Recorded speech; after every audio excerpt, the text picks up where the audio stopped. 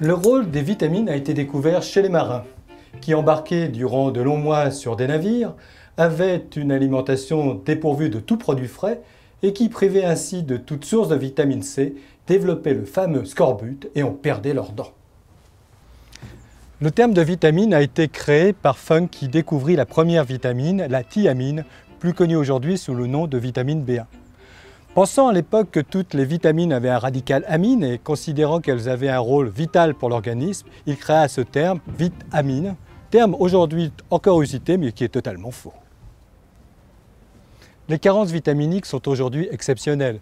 La vitamine A se trouve dans le beurre et les carottes, et parmi les nombreuses vitamines B, la seule dont la carence peut poser problème est la vitamine B8. Elle est supposée provoquer des problèmes dermatologiques et favoriser la chute des cheveux. Et le haut du navire, la vitamine C est la plus connue de toutes les vitamines. Elle est présente dans les fruits et les légumes et est détruite en grande partie par la cuisson. C'est pour ça que sur terre comme sur mer, il faut absolument manger des produits frais. En fait, seulement 2 vitamines sont l'objet de carences relativement fréquentes. La première est la vitamine B12, dont la carence provoque des anémies, et l'on peut trouver cette vitamine dans les poissons gras et dans les abats.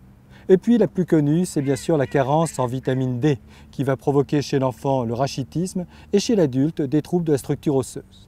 C'est parce que les foies de poisson sont très riches en vitamine D que durant des générations, on a obligé des dizaines d'enfants à avaler d'atroces cuillères d'huile de foie de morue sous le fabuleux prétexte de les fortifier. Doit-on alors se nourrir de légumes et de fruits frais ou se gaver de gélules multivitaminées? Je vous laisse le soin de conclure tout seul.